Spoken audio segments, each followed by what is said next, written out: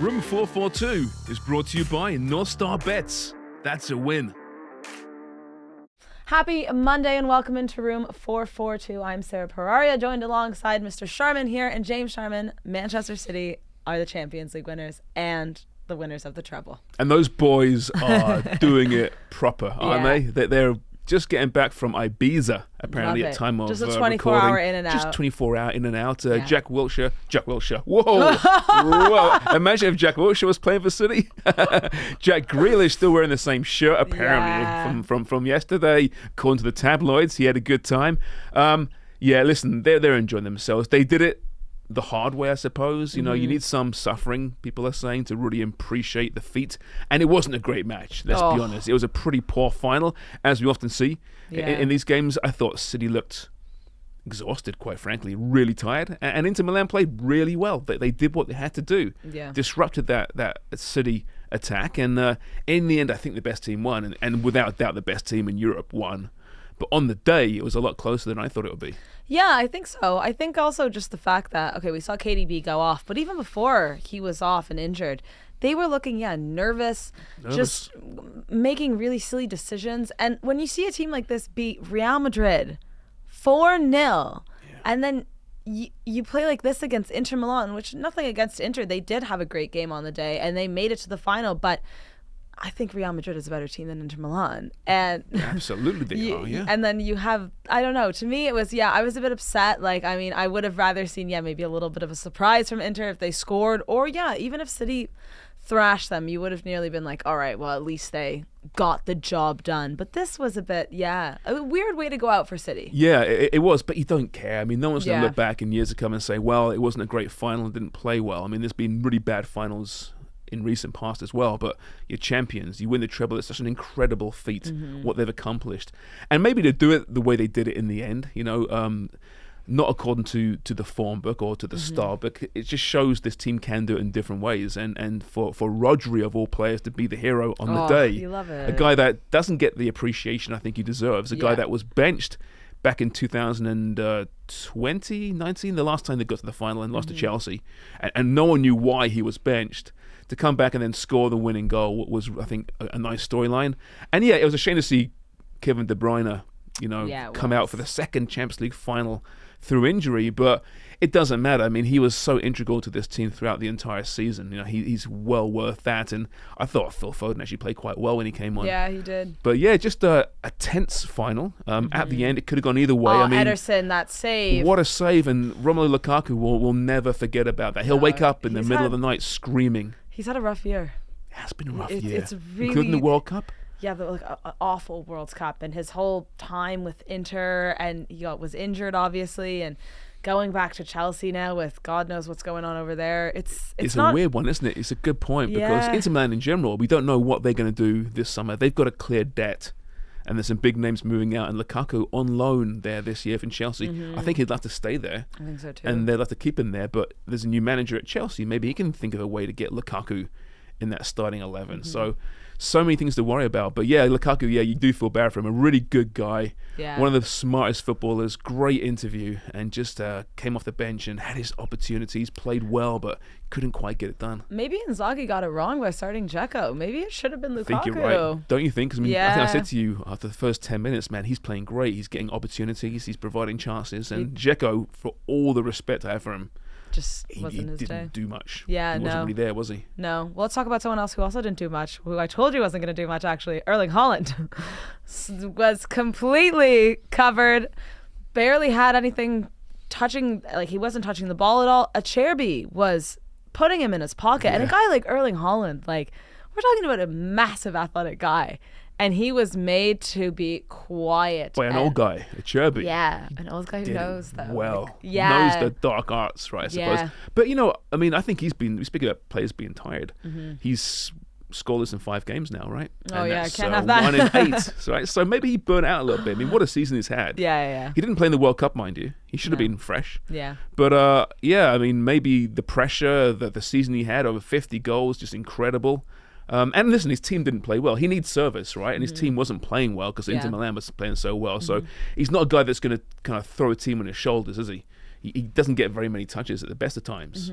But at the end, you see the look in his face, the tears. I mean, he said this is what he always dreamed of. Yeah, he as said, a kid. never did I think at 22 years old would I be, lifting the Champions League trophy with Man City after winning the treble. 22. Now what? What? Just stop now. Like between him and Mbappe, they're so young. Mbappe's also won the World Cup. At 18. How do you motivate yourself to keep going? Maybe that's why he acts the way he does, because he's just like, there's nothing. Maybe he's bored. Like, there's nothing else he can accomplish in life, right? Yeah. Pep's the best guy to get these guys up again, though, isn't he? Mm-hmm. And I love this quote, actually, post-match. Pep was asked about that. And he was saying, listen, next year will be hard again, but it'll be maybe a little more comfortable. And we won't see another nervous Man City because now they've done it, right? That monkey's off their back. Yeah. Monkey's off his back, which it shouldn't be on to begin with. Mm-hmm. But now, they'll be favoured to win everything once again next season with a little less pressure on their shoulders because now they've done it. They've owned football for a year. And they might be a lot better for it, perhaps. No, I completely agree. Let's talk a little bit about Pep Guardiola. I have my headline here. Pep Guardiola addresses Man City future. After matching Manchester United treble, he says the job is done. Now, this is interesting because Pep obviously won the treble with City after, years of it building up. Has done it with Barcelona. The only manager ever to win 2 trebles. I mean, it's incredible. But he was talking about how in 2025, his contract with City will be done. And he will also be done with City. He's going his separate ways. But a weird time to kind of think about it. Like, I'm sure, pundits maybe ask him about stuff like that. But when you're in that moment and you've won, and it's one of, the most spectacular things we've seen in football, winning a treble, because it's so rare. Mm-hmm. When you're talking about your future with the team, that's Pep, though, isn't it? Oh, he's always looking ahead. Even within a game, he's looking ahead. Mm-hmm. Even when he's coaching his players, he's telling them where to be before the ball gets there, right? And what angle to receive the ball at. He's always looking ahead. But yeah, I know what you're saying. Just enjoy it, Pep. Yeah. And I'm sure he's enjoying it, but it's just the way his mind works, right? Now, listen, we've heard him, he could be leaving the City in the past as well. Mm-hmm. He signs short-term contracts. So who knows in 2 years' time, but I mean, the reports are that he might be eyeing an international job. Oh, I was hearing Italy as well. Oh. Brazil and the States are apparently lurking around. Can you imagine Guardiola at Brazil? But do you think he'd be a good club manager? I mean, an international manager? Because he works with players, right? And his system, he has to work with them on the training field every day. And repetition, right? If he's just getting a national team once every, few months, will that it's be not his enough style. for him? I don't think so. I mean, he's really good with working with all different kinds of players and players from all over the world. We see that at Manchester City, Bayern, Barca, of course. It's not the concern, but it's more the consistency and having the ability to have his players available for him all the time, and having that relationship, not like maybe texting, hey, Neymar's in France right now, hey, listen, we're gonna do this, and he's in Brazil, like that. I think that would be challenging for him, right? But he's proven he can adapt as well. Yeah. So I'm sure in his head he knows that I'll just coach differently. Yeah. It's just Pep. easy. He's the greatest. So okay, is Pep Guardiola the greatest coach of all time? Wow. Yeah. Right? I mean, and the naysayers will say, oh, yeah, but look at the clubs he's had to coach. Well, listen, okay, let's do this, right? So he took over Barcelona as a legendary player who spent 1 year, I think, at La Masia, Barca B. Yeah. Came through and then brought that golden generation through with him from La Masia. Okay, but he built that team into something. Yeah. And then, of course, he's going to get the big job at Bayern Munich when he wants, and then the big job at Man City. That's not his fault. What's he supposed to do? Take a crap team? Well, we can also look at these big teams that haven't won when they should have won. It's not look at Paris Saint-Germain for the last however many years. That's a great point. They're not winning the Champions League. Real Madrid couldn't win the Champions League this year. Bayern Munich, even though they won the title this year, were absolutely horrendous. Like, it's not just because you're with all these, big players and money and team, it doesn't mean it doesn't that. Always. Yeah. And you ask Bayern Munich fans or observers, they say no, they've never seen a Bayern team play a better brand of football under Pep Guardiola. Didn't win the Champions League, but came pretty close. They're an incredible team. They were the best team in Europe. They just blew it to Atletico Madrid in the semi-final, right? They should have won that one. At Man City, obviously, no one's seen City play like they have under Pep. They won championships with Mancini and Pellegrini, but please, it's a different City entirely now under Pep. The way he transforms the way teams play, Look at Barcelona, tiki-taka. Everyone in the world knows what that is now because of Pep Guardiola. He brought it with him though everywhere. It was like that. It's the Ted Lasso scene with Total Football. That was amazing. Johan Cruyff bringing it to Barca, he's teaching on Pep. the shrooms. Yeah. Right, and he's figured it out. Yeah. But it's so true when you think about it like that. Johan Cruyff was Pep's coach, brought Total Football there. Then Pep becomes Barca's coach. Brings it then to Bayern. Now, like he's brought in his tactics out everywhere. And but changed. he says, he goes, no, I just steal little bits of all the great coaches. Like I think you do a little bit more than that, Pep. So the other great managers, there's many. Sacchi, right, in Italy, incredible. A certain style of football, though, right, not very pleasing on the eye necessarily. Yeah. So Alex Ferguson, absolute legend. Taking nothing away from these guys, but to win 2 trebles.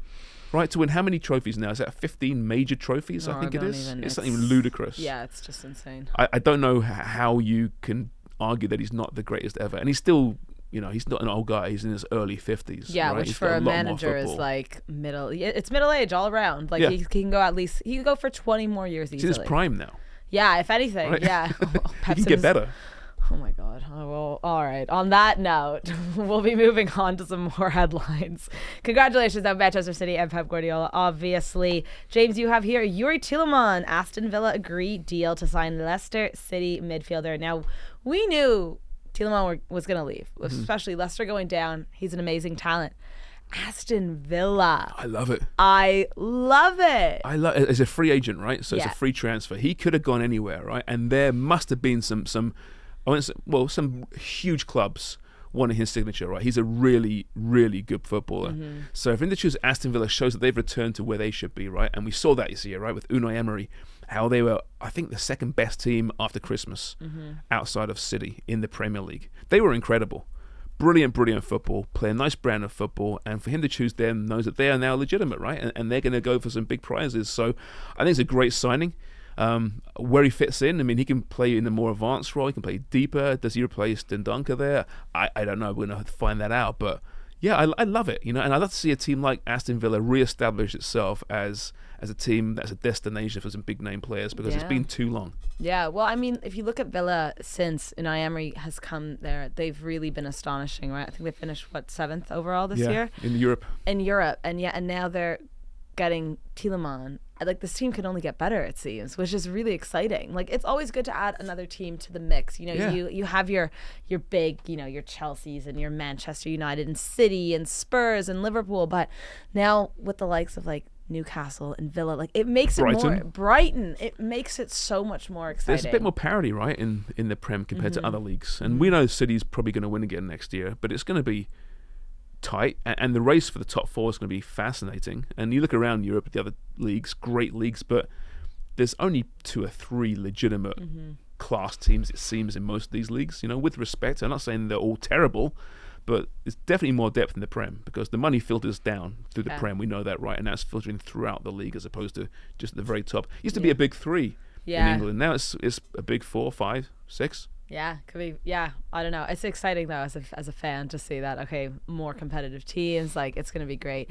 Quickly on transfers though, Christopher Nkunku is officially going to be with Chelsea. We knew that this was being signed in January, but it looks like that's now all signed and ready to go. But big news: Steven Gerrard linked with Al Ittifaq in Saudi. Don't do that. Say that again. Al Ittifaq. Okay. So that's your favorite player. It is. One of them. It's my favorite club now. That's your favorite club now. Yeah. Just discovered it. Stevie G could be coaching over in Saudi Arabia. It just. Again, I don't blame Stevie G. I don't blame the players. Of course not, right? I mean, they're following the green. I mean, he's going to get paid a lot of money to coach there, but they're just bringing name value in. It's not anything strategizing. Stevie G, with respect, nice job at Rangers, was a disaster at Aston Villa. Yeah, shocking. We saw that. So I'm not sure he's proven himself. Maybe he can go there and be successful and then come back at some point. But it's just another big name going to a league that I'm not going to watch. Oh, no. It's just part of the whole sport washing industry. And now they're going for managers. I mean, people don't realize that Espirito Santo just won the championship there with Al Hilal. And no. Al Ittihad. Sorry, Etihad. Which is now the team that has signed Karim Benzema and N'Golo Kante because they've already won. And I don't know. I'm thinking that team is just going to keep doing what it's doing. Cristiano Ronaldo is now going to be the head of the transfer committee. That will work well. With Al Nasser. Rumors are being reported. I hope these rumors are true. I really do. It'd be amazing. Chaos. Like, this is giving your top player now the power. It's the Mbappe thing with PSG all over again. Yeah. But this is worse with money because they'll just listen. They'll be like, sure, you want Neymar? Okay, we get him tomorrow. I want to see who his first signing is. Yeah. Who's it going to be? It blows your mind, doesn't it? Yeah. These are filthy rich people who just don't understand the first thing about building sports teams. Yeah. And listen, maybe Ronaldo's going to be a brilliant executive one day, but he's still playing. Yeah. Let him worry about that. Like, worry about winning the league. How about that? That's a good start. Like, we're in Saudi Arabia. You should be winning that. That's where, yeah. You know, it's like a train wreck, isn't it? Almost. It's a bit like the Chinese Super League. You can't stop watching. Although I'm not going to watch. Yeah, I'm not going to watch, but I'm just watching everything what's go happening. over. Yeah, it's fascinating, right? They really are trying to get ready for that 2030 bid for the World Cup, eh? Yeah, 100%. Yeah. Yeah, and listen, wait for that press conference, right? Oh, Jesus. Because it's FIFA. I mean, it could well happen. They could well give Saudi Arabia the World Cup. What did Albert say on Gianni Infantino? Today, I feel greedy. That's it. Today? Yeah, today. Well, listen, I mean, I can't see Saudi Arabia not getting this World Cup. They're going to throw so much money at it. You can't say no. Well, Qatar managed it, right? Well, come on. And that's going to be nothing like Saudi Arabia, what they throw at it. Yeah. I mean, is it right? Should they be rewarded with such events? I mean, they've been rewarded with Formula One races in that region. They've been rewarded with, buying soccer teams and having golf brands, against the establishment and then going back with the establishment. I mean, it's like Rory McIlroy said, right? Listen, either you want the money, you don't. You can't compete with these guys, so you're better off with the money. Yeah. Sad, but it's true, isn't it? Yeah. It does talk. Money does talk. Finally, though, let's jump into it. Is, yeah. Well, let's keep it going because we have to talk TFC now. Drawing again. Toronto FC split points with Nashville for 10th draw of the season, despite wonder goal from Lorenzo Insigne. So Toronto hosting Nashville over the weekend here at BMO Field. Lorenzo Insigne scoring an absolute zinger of a goal, and then Nashville once again draw their 10th draw of the season. Out of 18 games, only 3 wins. When I was looking for this headline to talk about TFC with you, something I noticed is that there were no headlines about the way TFC played, the fact that they're in a bad position, the fact that we're like halfway through a season and no one's talking about how bad these guys are playing. The way this headline says, despite wonder goal from Insigne. Well, it's kind of irrelevant, the wonder goal, isn't it? Given what happened. It was a great goal. And for Insigne, he's really rounded into form ever since that whole drama really became between Bob Bradley and him and Bernadeschi. He has 2 goals in the last 2 matches. That's great. And it is great. But when you're paying for this, how much for this guy, when he's coming from Napoli, an international Italian player, this is you doing your job. Dropping points. Yeah, exactly. Yeah. You're paid to score goals. And he's doing, listen, he has stepped up for sure. Yeah, good. He looks happy out there. It's not even about Lorenzo Insigne. It shouldn't be. It's about the greater good or greater bad, right? Yeah. Again, they in a winning position, they drop points, and it's going to eventually catch up with them. And, way MLS works, they're still not that far from the playoffs. But 3 points. Tough games coming up. Well, that's the thing. They're 3 points away from 9th place, which is the last spot for playoff contention. But even if somehow TFC managed to get into 9th, which is it's 1 win, right now. But I can't see them doing anything with the way they're playing football. They have no business being in the playoffs. Even though they're playing better at times. I mean, listen, the way they dropped the points on Saturday, Sean Johnson, who's been really good this season, he's been a really good signing for them. I felt so bad for him. It was an absolute howler. And he owned it post-match. He knows it was, right? Everyone knows it was. So I feel bad for him. I feel bad for Bob Bradley because there's only so much a coach can do. That's not on the coach, what happened there, right?